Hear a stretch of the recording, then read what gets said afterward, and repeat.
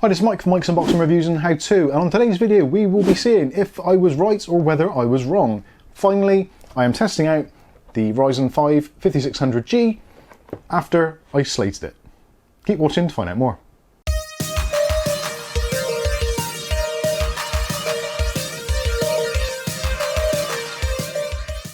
Okay, so in today's video we'll be putting something to rest. We did have a live stream a little while back and we were having a conversation about the 5600G, and I kind of said basically it's a pointless product. But obviously I am one of those people that I do like to put my money where my mouth is wherever possible, and the opportunity has arisen where I do actually need to upgrade my InWin B1, as I sold the processor that was in there, which was a 3000G. Also I sold the RAM, which was the Trident Z memory also. So this is a perfect time to do an upgrade and see what this is actually like as a platform, as a standalone without a graphics card, all that kind of stuff, and actually see if it's worth the money. Now, I picked this up for around about £240 here in the UK, which is actually quite a lot of money if you consider the alternatives, such as the Ryzen 5 3600, which you can pick up for anywhere around the sort of £180 to £200 mark currently at the time of filming.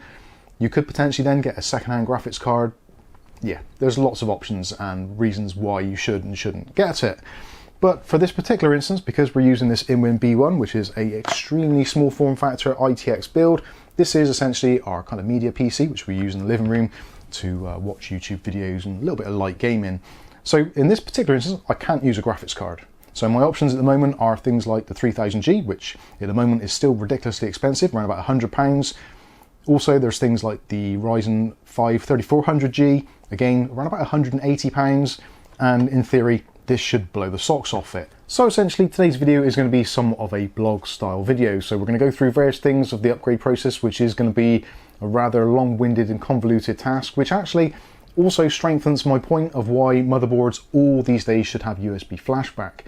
Sadly, the motherboard I'm using in this one is the ASRock B550 ITX-AC, which is actually a pretty decent board, but sadly it lacks USB flashback support. So in order for me to be able to use this processor, first I need to get an older processor, put it in here, flash the BIOS, and then it will take the processor. Now, because the only other processor I've got which is compatible is going to be either a 2600 or a 3600, I'm going to need to take the motherboard out, put a graphics card in, all those kinds of things. So it really is a pain, and I actually do wish now, in hindsight, that I'd bought a motherboard with USB flashback support. That would have made life so much easier. But anyway, that is the least of my problems. So part of the upgrade strategy is obviously new processor, so Ryzen 5 5600G, onboard graphics.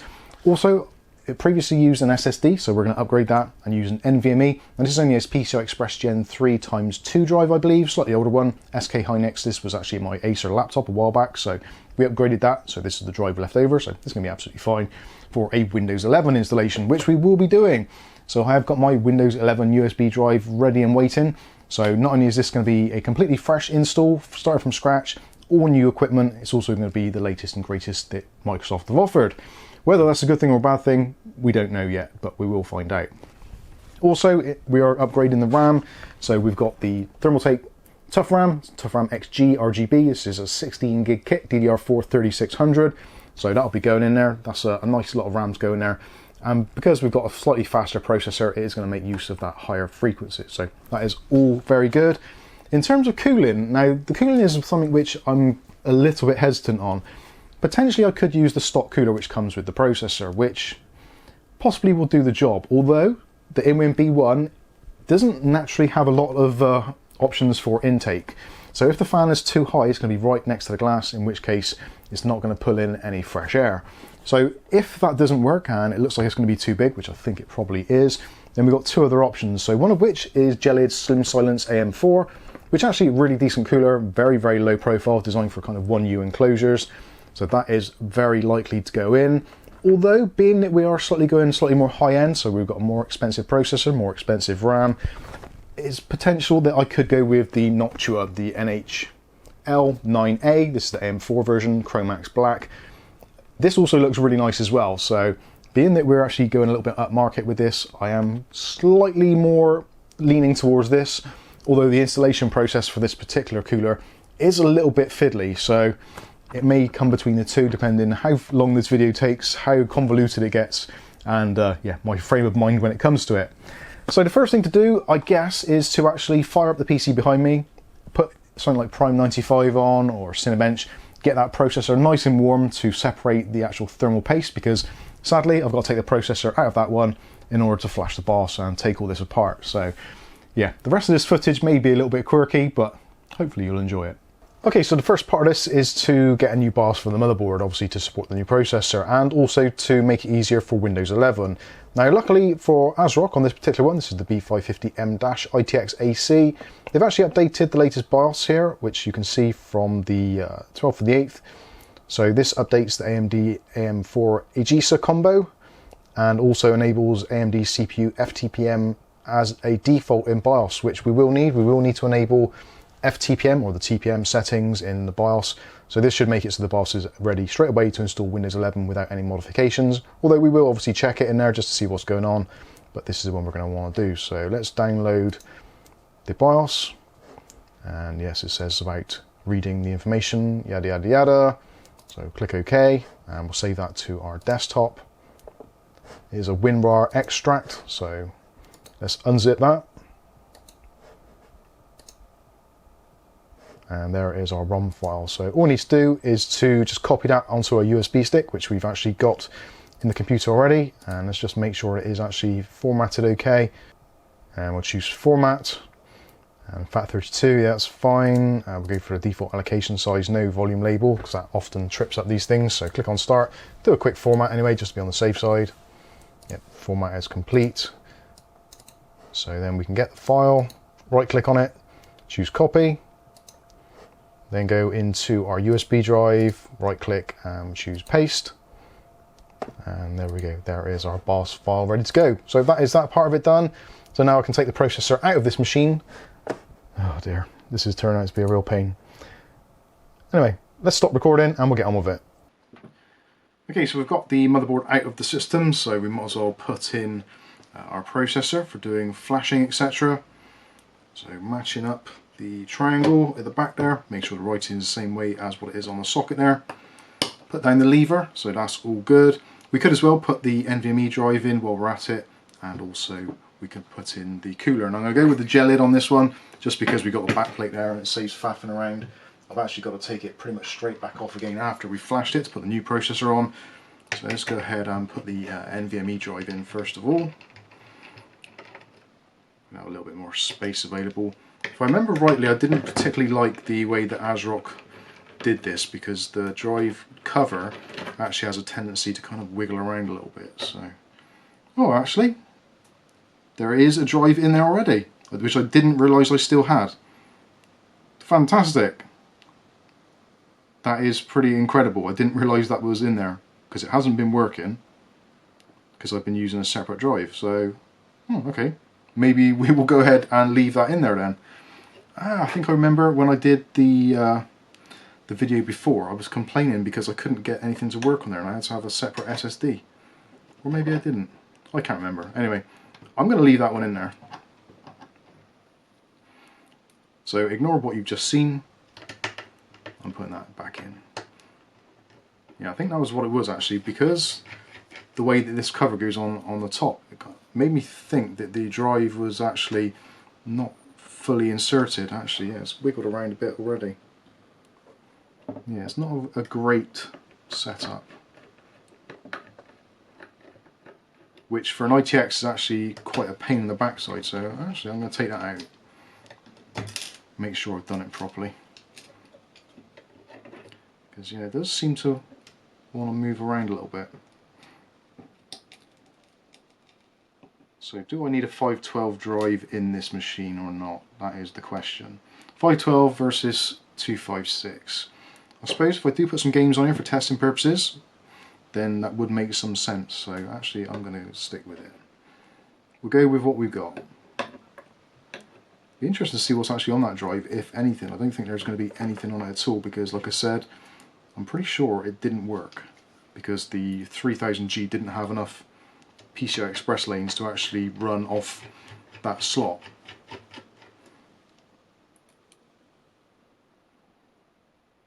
Although actually I am going to take it out, because I'm pretty sure that drive is just a SATA M.2 SSD. Yeah, I'm pretty sure that is just SATA based rather than being NVMe. So yes, I am going to take it out. I've deliberated on the fact, and yes, I'm going to put in the smaller drive, which is PCIe. I can always put another drive in the back of the system anyway. So yeah, we're going to go with this. I've made my decision. It might change. I am one of those people that actually change my mind quite regularly. And there we go. So that's our drive in. So now we can attach the cooler. We're just going to put a little dollop of paste on there.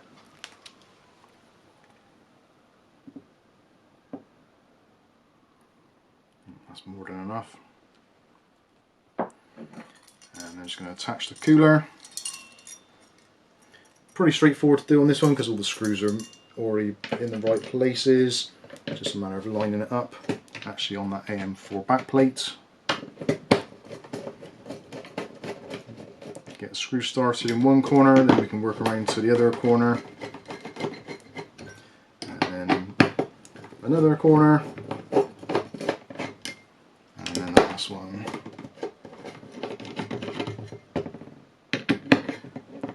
I'm not particularly bothered about the installation on this, to be honest with you, because like I said, it is going to come off very shortly. And we might as well go ahead and put our RAM in as well. So again, RAM wise, we're going with Thermaltake's Tough RAM XG on the shelf. So there's one.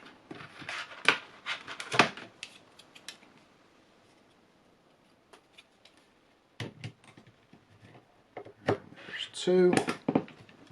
Actually nice looking RAM this, and it does overclock quite well as well, which might be useful a little bit later on down the line.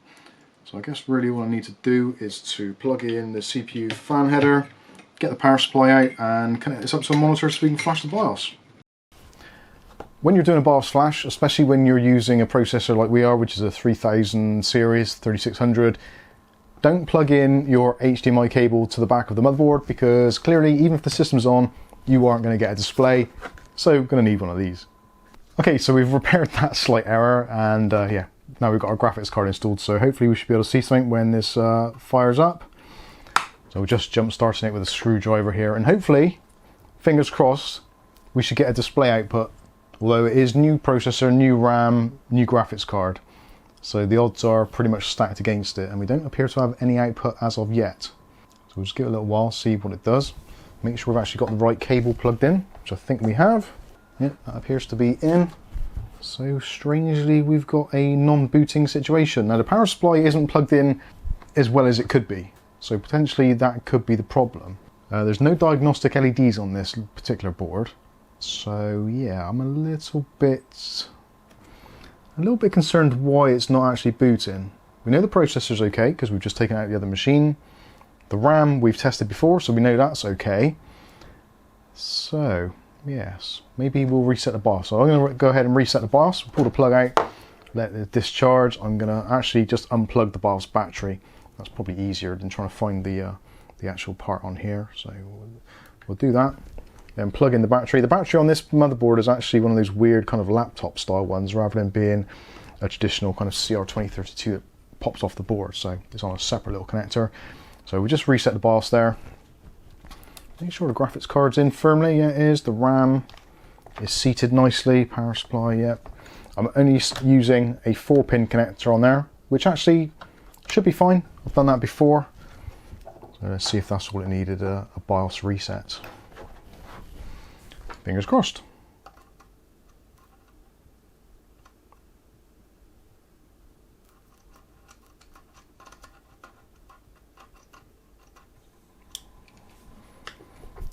Second or third time lucky. If this doesn't work, I may actually even have to get out a BIOS speaker to see if there's any BIOS bleeps. Monitor works.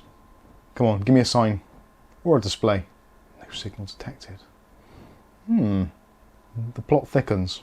There's definitely nothing there. It's not even actually attempting to kind of reboot itself or anything, which you'd find normally when it's trying to do memory training. So let's take out a stick of RAM.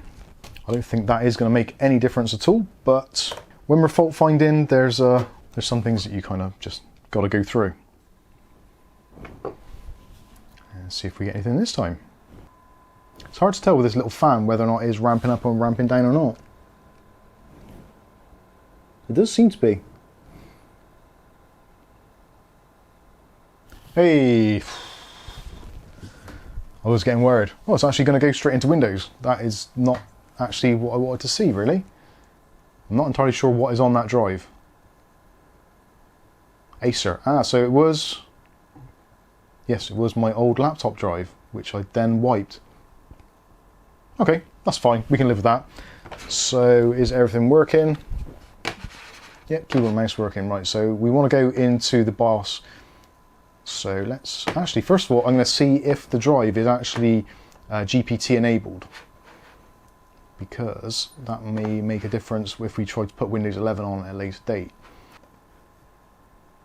Volumes, yes. GUID partition table GPT. So it is a GPT hard drive style rather than being MBR or master boot record. So we are going to be able to see this drive in Windows 11 if we want to upgrade it. I'm not too sure whether to do the manual upgrade through Windows or not. Actually, is this activated? It probably won't be. Activation. Windows 10 Home. Unable to, yeah, I can't contact the servers, so what the heck, we'll probably just nuke it anyway and start again. Right, let's get into the BIOS. There we go, we're into our BIOS. So our BIOS version is actually the very first original BIOS for this board, version P0 or P100.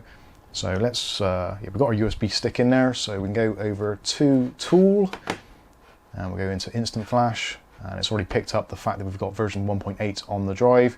So let's go ahead and choose Update. Do you want to update BIOS? Yes, we do.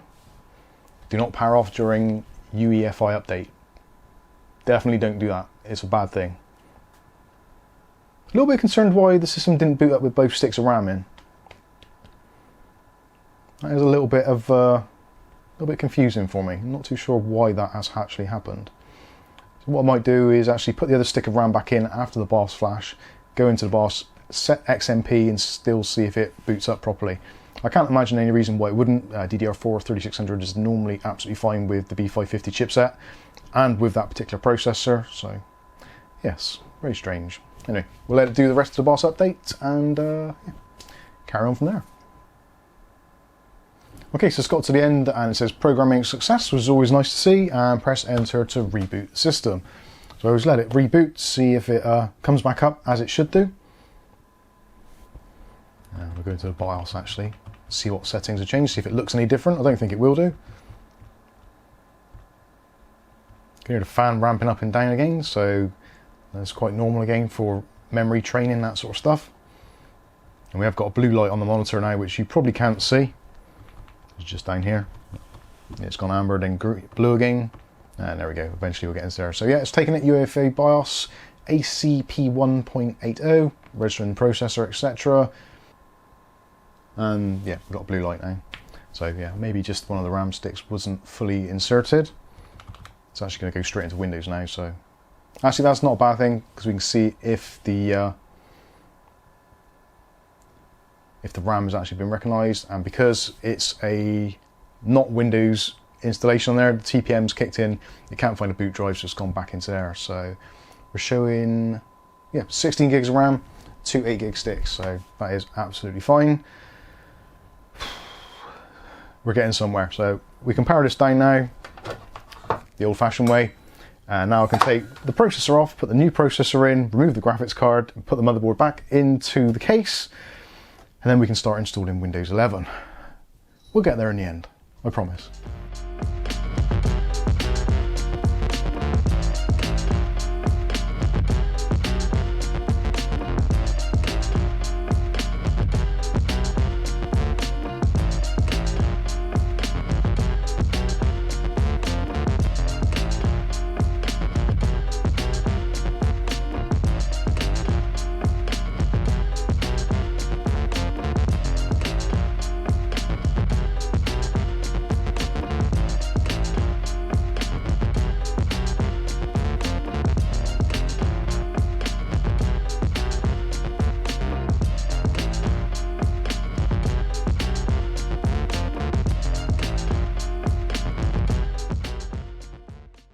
Okay, so we got the system booted up. Ryzen 5 5600G. Now if you're changing out a processor or something in your system and you're using TPM, which is the security system, encryption, etc., you possibly will find this message on your screen. Now I'll give you a close-up of this so you can see exactly what it's like. Okay, so this is what you're going to likely see. So obviously you can see new CPU installed, FTPM/PSP NV corrupted, or NV structure has changed.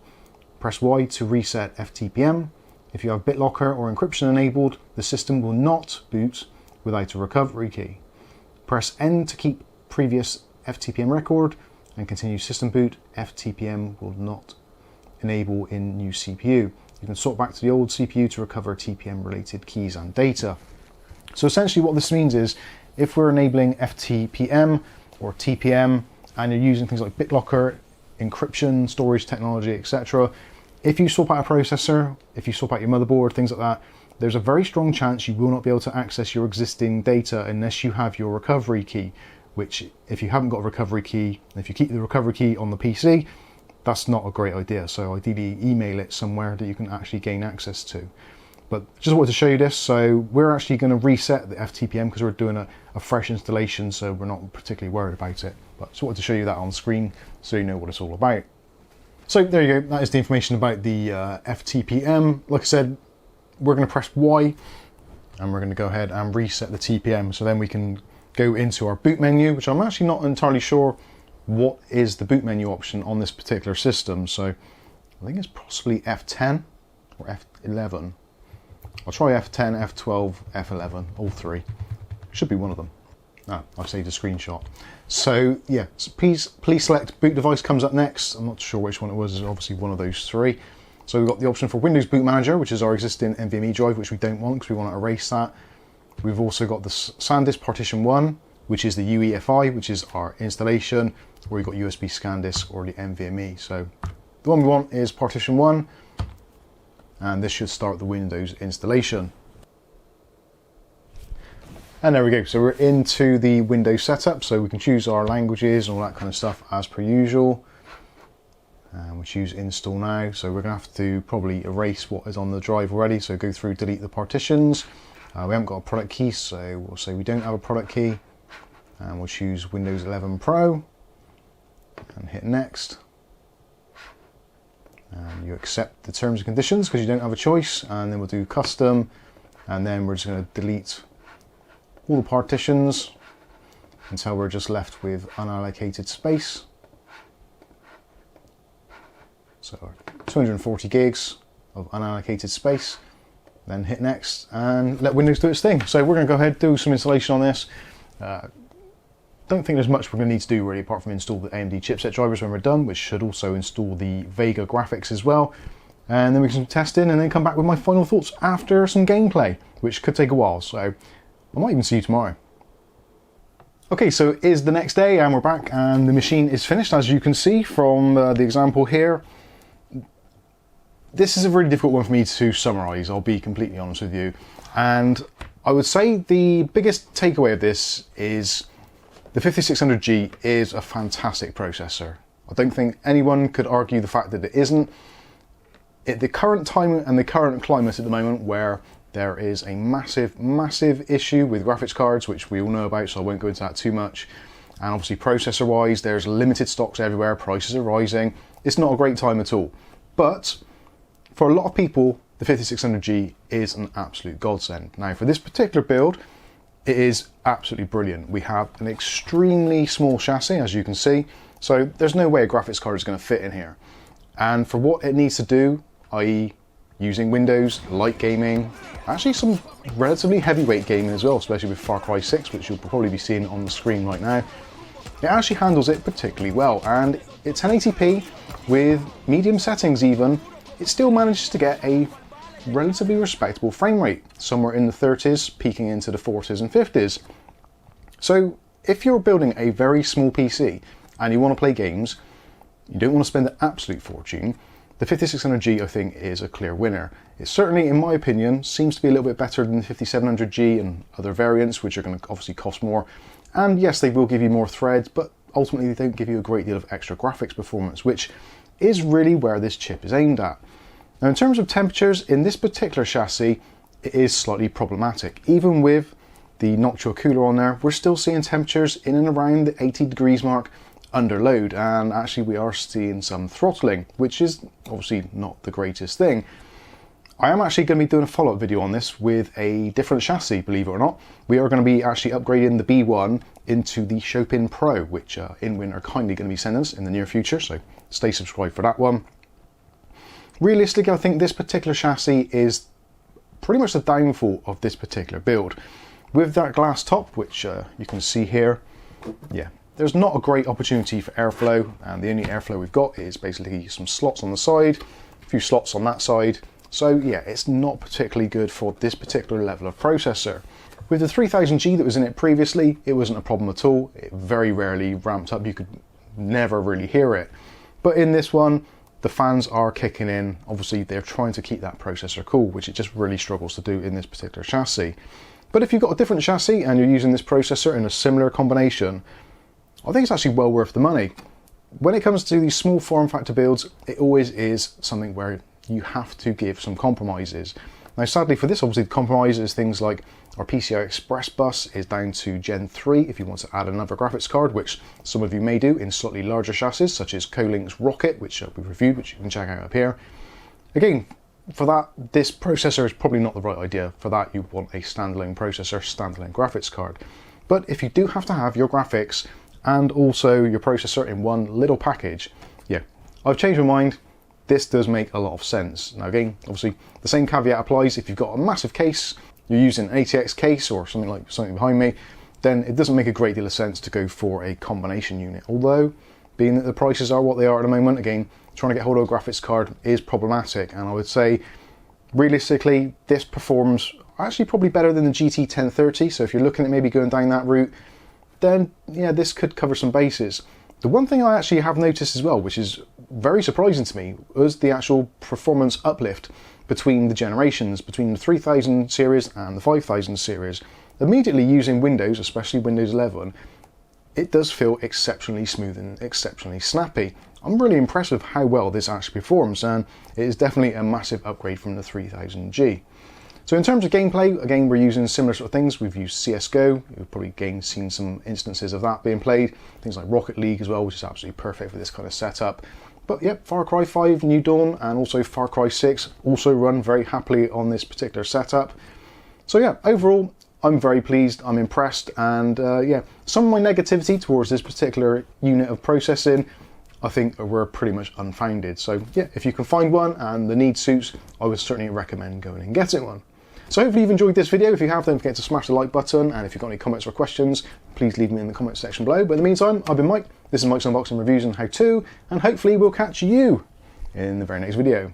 Thanks for watching.